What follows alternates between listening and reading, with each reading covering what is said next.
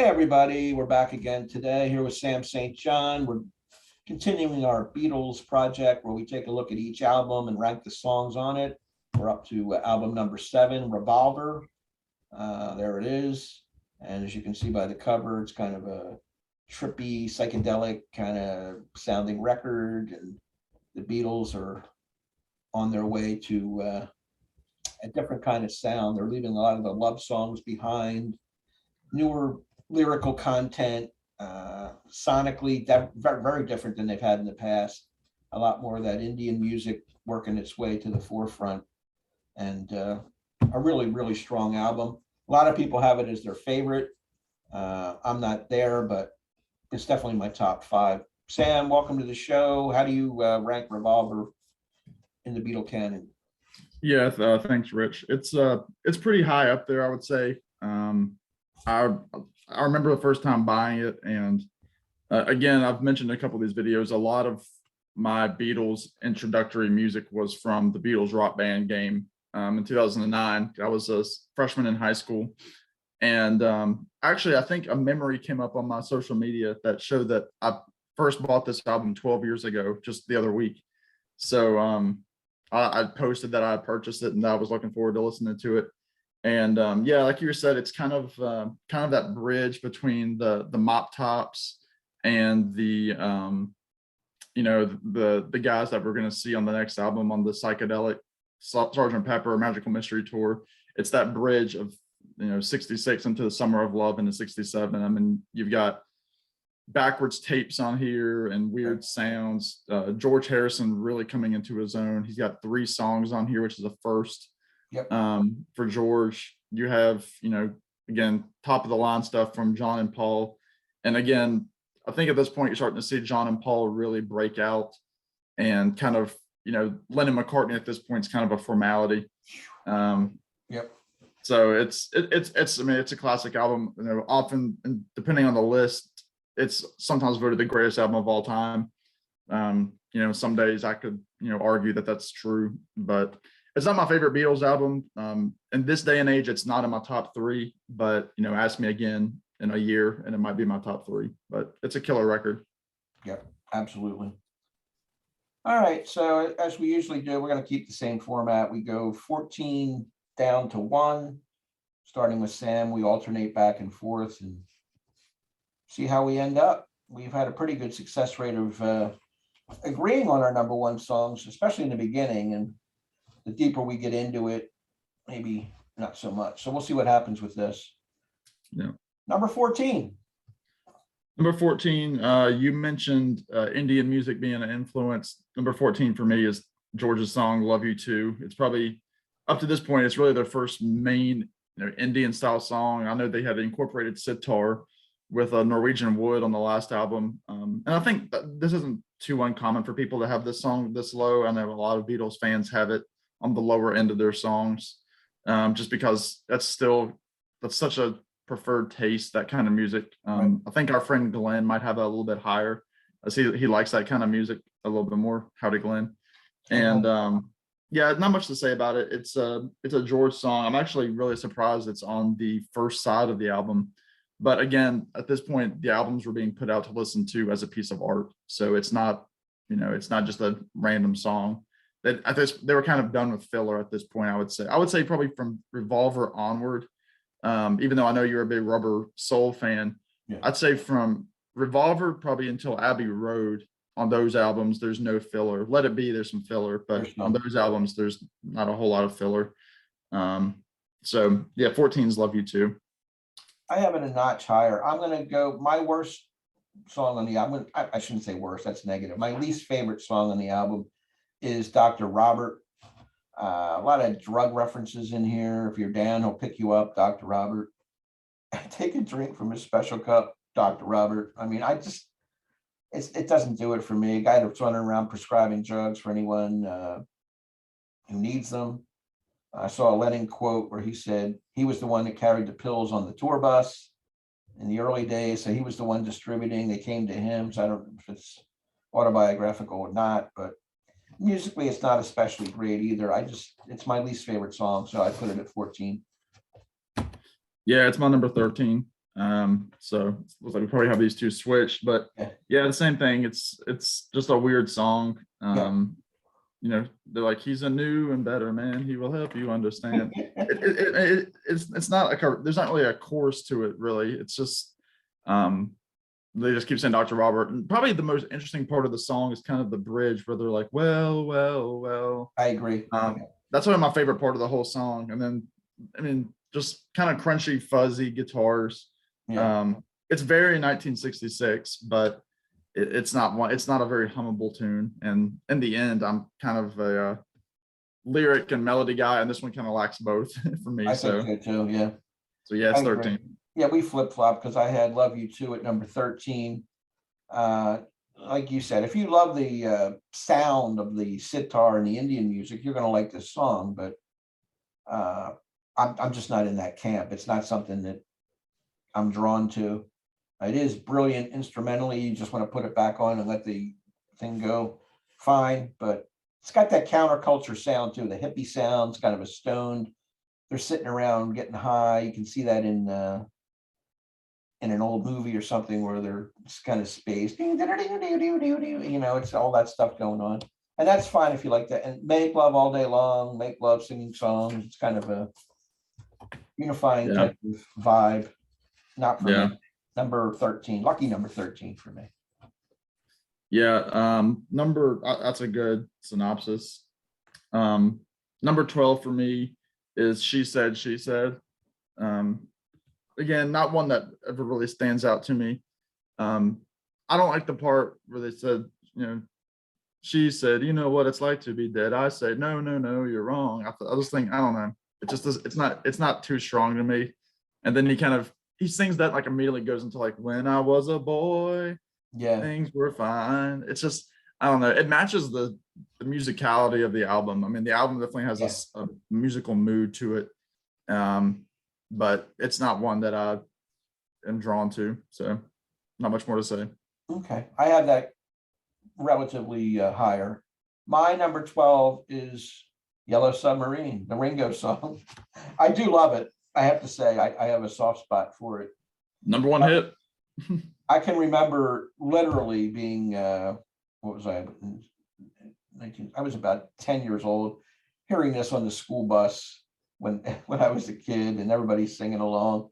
So it brings back a lot of memories. It's a kid's song. It's like make believe, sky of blue, sea of green, in our yellow submarine. That kind of stuff. It's just a fun classic novelty song. It was a big hit, obviously. And then you got the sound effects where the engineering and the little sound effects come in. Full speed ahead, like full speed ahead. He's like got his nose on. Aye, sir. John and Paul. Yeah. So it's a cool song. It's a sing-along fun song. I put it at 12. Yeah, it's my number 11. Wow. Again, I think it's Ringo's only number 1 as a Beatle, and it's a Lennon McCartney song. Again, it's one of those. It's overdone. I mean, it's one of those songs where people talk about the Beatles. They always talk about Yellow Submarine, and it's unfortunate because I mean, even if they talked about any of these songs that we've mentioned before, lyrically, those are all better songs, I would say. I mean, Yellow Submarine, there's not much to it musically, just a couple of chords. It's one of the few Beatles songs that you could sing around the campfire because the chords aren't ridiculously crazy and intricate. But and of course, it spawned the title of the movie from 1969. It's what it is. It's a Ringo song.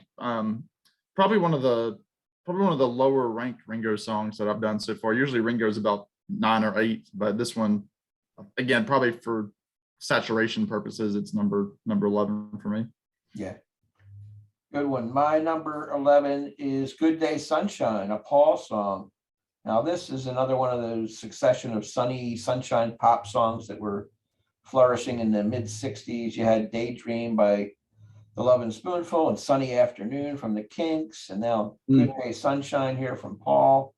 There's lots of overdubbing and harmonies, especially at the end. Good day, good day. And they keep overlapping that voice. I'm not totally sure it fits in with this album, though. With the psychedelia and stuff. I guess it's a break in the action from it a little bit, but I don't know. I like the song, but I'm not sure it fits in totally as a Revolver song. What do you think Yeah. about it? Yeah, it's one a little bit further down for me, but I can see what you're saying about Yeah.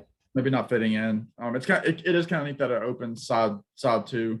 So it's kind of a, like you said, a kind of like Abbey Road, where side two opens with "Here Comes the Sun," kind of a similar thing. Yeah, that's a good analogy. Yeah, it is. Yeah. So, um, my number 10 is another George song. "I Want to Tell You," which at this point, from 10 down, these are all really, really good songs to me. Not that the other four weren't, but number 10, I love how George sings it. He kind of like draws out his words. "I want to tell you." And then the harmony, "My head is filled with things to say." It's just kind of like that now and now and now in the background. It's Yeah. just really good song, kind of acid rock. I would say maybe like early acid rock. Um, Again, George is really coming into his own as a songwriter. Um, I love the harmony. It's the music is great. The vocalization is great. So it's number 10. Yeah, I have it a little bit higher, but I agree with everything you said.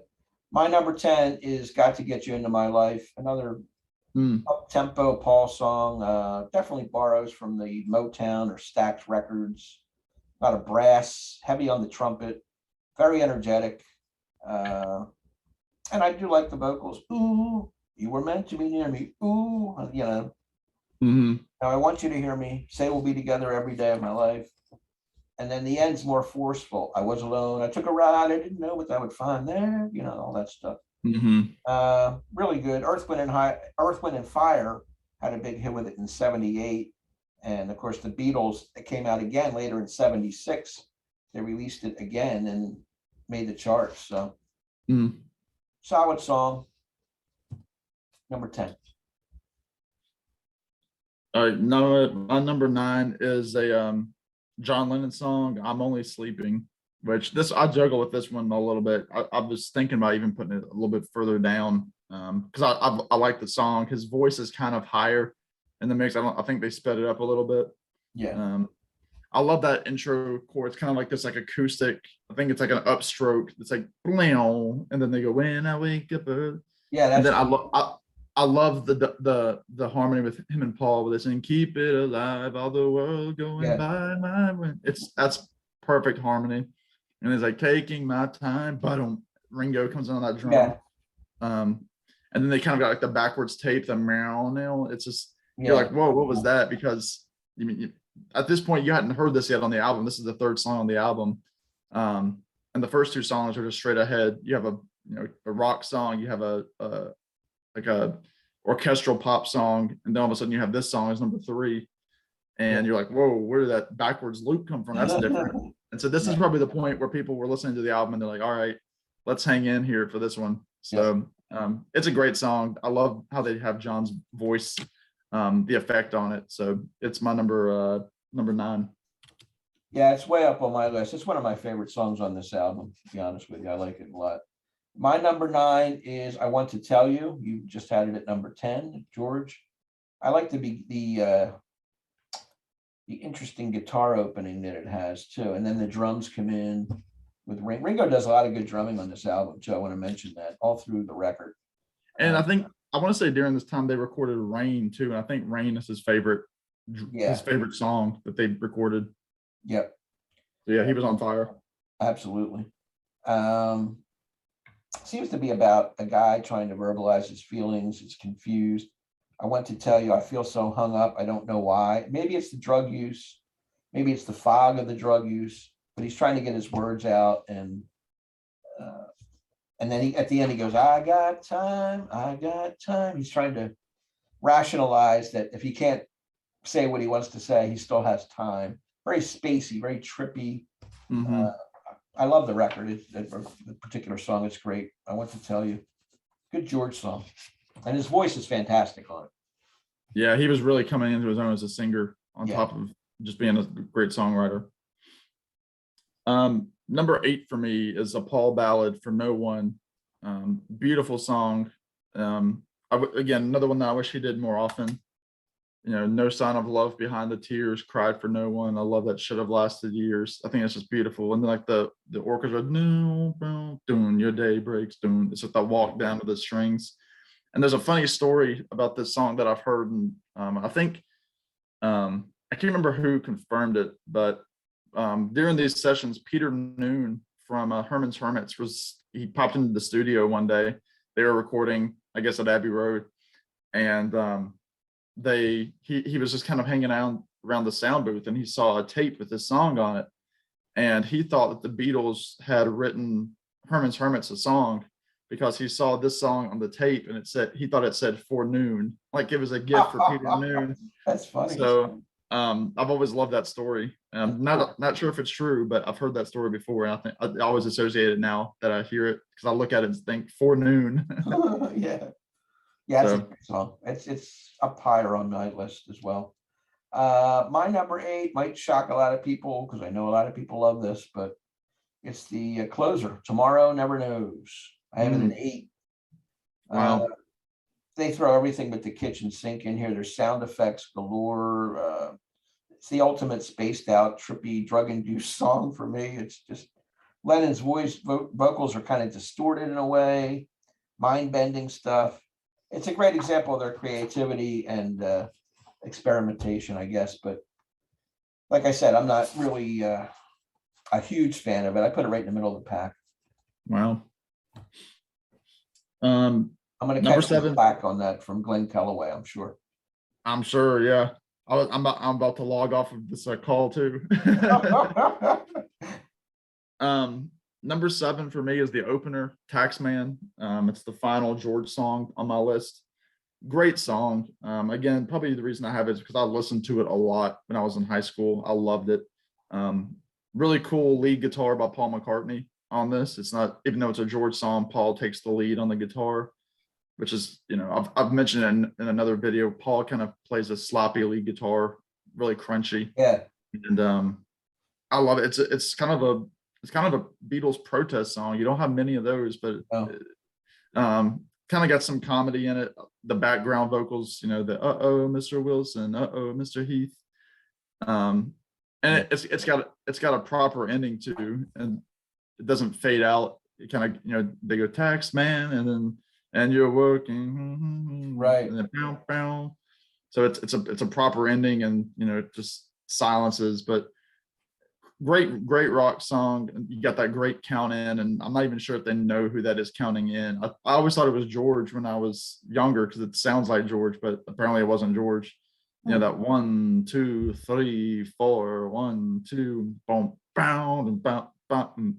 Ringo's killing on the drums. His drums are like against the melody on the guitar, against the rhythm, like he's doing his own thing, and it's a brilliant song. I'm actually kind of surprised I don't have it like higher, but there's 6 more that I like better at this moment in time. I have it at number 7 also. We hit on Cool. that one. And I've got the same highlights list written down here. That I wrote it down as snarling guitars. They're kind of an angry guitar sound. It's fuzz, yeah. Yeah, and the cool drumming by Ringo. Ringo's like all over this record. It's an interesting choice to lead off the record with a sort of a protest song, I thought, but they're pissed off because they're paying 95% taxes over in the UK, and it's unbelievable that that's the way it was. Is it still that way now? I don't know England enough, but 99, no, 19 for me, 1 for you. What? Let me get the lyric right. Let me tell you how it will be. There's 1 for you, 19 for me. It's unbelievable. It's got that great psychedelic sound to set the tone for the record, I think, too. And go ahead. Just the great line of my advice for those who die: declare the pennies on your eye. Yeah, because they used to put pennies on the eyes back in like Dickens times. In the old days, right? Like way back in the old days. Yeah, like the 1800s. And I do like the little simple rhyme scheme here. If you drive a car, I'll tax the street. If you try to sit, I'll tax your seat. If you get too cold, I'll tax the heat. If you take a walk, I'll tax your feet. So it just works, and the guitars are going on the whole time. It's It is a Yeah. great song. It is. So number 7 for me. Number 6, you've already mentioned it. Good Day Sunshine. You kind of touched on all the points. It's a sunshine pop song. Classic Paul, kind of like a happy-go-lucky song. I'm sure that John wasn't a huge fan of it, but not much to say about it. I love the fade in, the don, Yeah, that's cool. buck up, buck up, buck up, buck up, and then good day. And then I like you said, like at the end, just it's like the sunshine pop, but at the end it starts going psychedelic, toward like kind of going back to like the theme of Revolver, like the good day, sunshine, good day, like you were saying. Like an echo sort of, or a loop. Yeah. So I guess that kind of keeps it into the theme of where they were heading with this. So number 6. My number 6 is one we haven't mentioned yet, so it's obviously 5 or up for you, and that's "And Your Bird Can Sing." I like the dual lead guitars on this. Great melody. The lyrics to me are a little obscure. You say you've seen 7 wonders, and your bird is green, but you can't see me. I'm not sure I know what that means. When your prized possessions start to weigh you down, look in my direction. I'll be around. I'll be around. Kind of obscure. Sonically, it's fantastic. I love the way it sounds. I wish it had better lyrics, but maybe you can make more sense of it when it comes up on your list. But I do like the song, and it fits into the album quite well. Yeah, my number 5. I believe you've already mentioned it. I think you mentioned it. Was "Got to Get You Into My Life." Yes. Again, you mentioned the cover of it. The whole controversy behind this was that Paul said it was about pot, and it wasn't about a person. He still stands by it to this day. I mean, we mentioned when we were doing our help ranking that this period between 65 and 67, they were really doing a lot of weed, a lot of pot. Yeah. And this is kind of Paul's love letter to it, even though it can be interpreted, this is the brilliance of it. You can make it about whatever you want it to be about. Right. Fantastic horn section, kind of almost like an Alan Toussaint style, which horn section in pop music at this point was, we weren't quite into the days of Chicago yet, or like Dr. John or anything like that. Blood, Sweat, and Tears, another one, yeah. Or even the band, for that matter, when they were getting Alan Toussaint and their music. So that was kind of revolutionary to put that into a melody from 1966 on a Beatles record at that. Right. But Paul's got great vocals on it. He has that high rasp, "I got to get you into my life." Just a great song. I always tap my foot with it, and it squeaked by into the top 5. Very good. My number 5 is one that you had further back towards the bottom. She Said, She Said.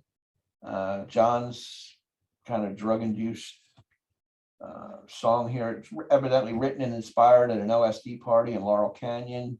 A lot of celebrities, hippies, including Peter Fonda, came there, and he actually came up to Lennon and said, "I know what it's like to be dead." And that's where he got the lyric and built the song around that. Paul wasn't real thrilled with John at this time. Evidently, he walked out of the recording session because he didn't want to do LSD. This was the last song recorded on the album. So I like the way it sounds, and it definitely fits into this album. I know what it's like. It's definitely spacey and weird. So it makes my number 5. It's a cool song. It's very different. Yeah. Number 4, another Paul ballad, "Here, There, and Everywhere." Possibly one of Paul's best ever. I love how it has an intro kind of like the old crooners, like an intro that has nothing to do with the song. To lead a better life, I need my love to be here. Or he goes here, and boom, and it's just very slow with the ooh in the background. I never placed that song as sounding like the 60s. I've always thought that it sounded like it could be ahead of its time. I don't know. It doesn't sound like a 60s song to me. It never has. I love how it ends. He goes, I will be there and everywhere, here, Yeah. there, and everywhere. And then it ends. I love it. I think it's a beautiful song. I know it's been covered by a few folks, but I mean, it's hard to beat.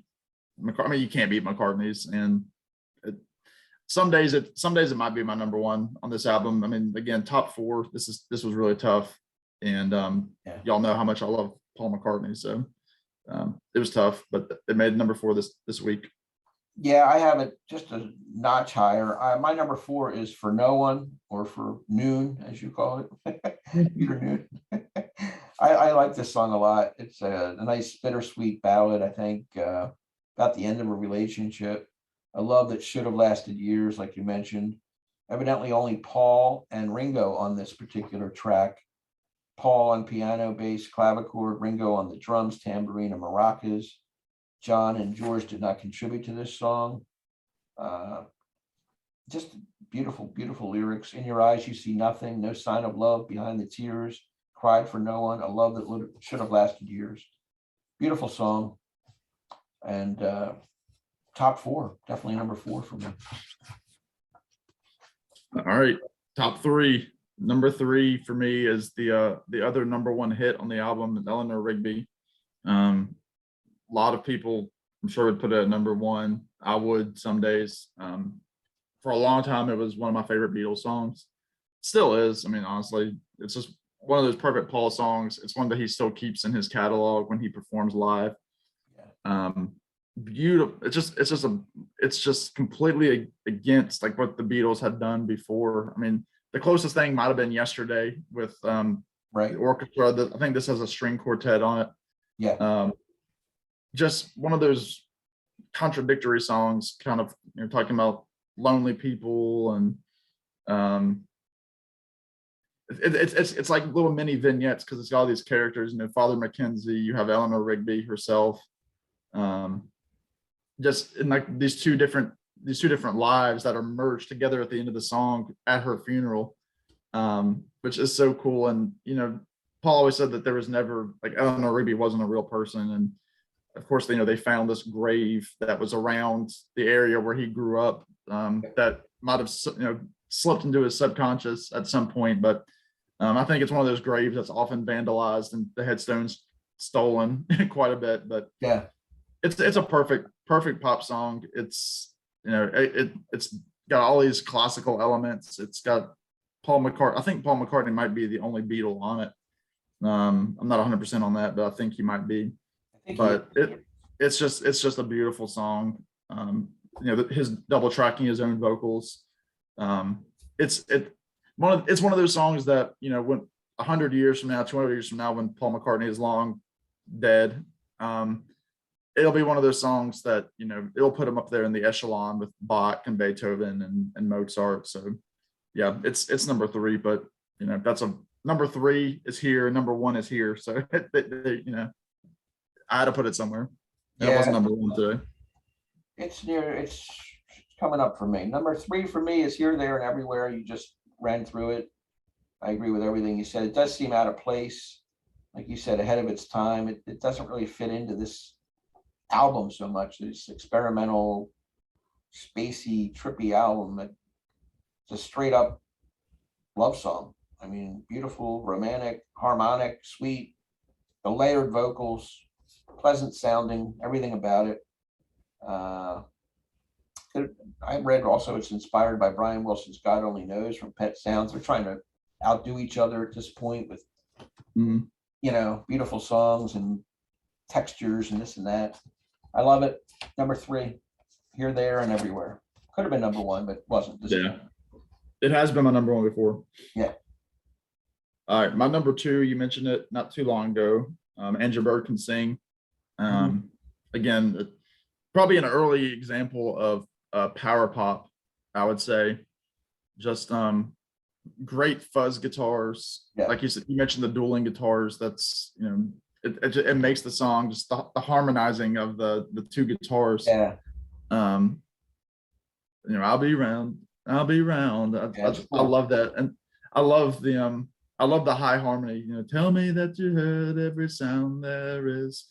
I think it's great. And apparently some of the inspiration of it came from, and I think it's one of those that's debated, kind of like I Am the Walrus. It's just kind of debated on what it means. And Lennon never gave a full explanation, but I know that this was around the time that John's marriage with Cynthia was really starting to take a turn for the worse. And it was like she had gifted him some sort of clock or something, like a cuckoo clock with a bird in it. And he was just thinking about like how like being encaged like a bird was kind of like how he felt about his marriage. Some people say it was about Frank Sinatra, kind of being like some guy who has everything that he wants, and kind of use that as a metaphor about Sinatra. So Okay. I think it's one of those where like, articles and books have been written. So it could mean something different next week for whoever decides to research it and put their own twist on it. But I think it's a killer song. I love the harmony. I love how it ends. And they hold out that note. But it's the great, it's a perfect song to come right after Good Day Sunshine too, because I was mentioning, you have like that Good Day Sunshine, kind of, ending, and then it goes into Andrew Birkin sing. But a year or so ago, this probably wouldn't have been my number two. It might not even been in my top five, but over the last couple of years, it's really, made its presence known in my love of the Beatles. So it's number two this week. I like it a lot. It's a little short though in running time too. It kind of comes and goes real quick. I think it's under 2 minutes. I wish it were longer because it's enjoyable, Yeah. My number two is I'm Only Sleeping. You had it further down, but I really love this song. Evidently, John was a self-admitted lazy person. He would rather be sleeping and reading, laying around on the couch watching TV, and under the influence of drugs at this time. And they'd have to wake him up to go record or write or whatever they were doing. And you can hear in the lyrics, they're so, he sounds like he's partially asleep when he's singing it. It's like dreamy in that state of mind where he's in between a dream and he's, kind of an altered state, so to speak. When I'm in the middle of a dream, stay in bed, float upstream, literally floating upstream. Right. Please don't wake me, don't shake me, leave me where I am, I'm only sleeping. So I love the lyrics and the whole, and then there's that when we just cool vibe, cool song, and spaced out, the whole thing, and that's why it works in context of this album. It's a strong song. Number two. And it's the prequel to I'm So Tired on the White Album. Yeah, exactly right. Yeah, he was really struggling those couple of years. Too many lewds or whatever he was doing. I don't know what he was doing. Yeah.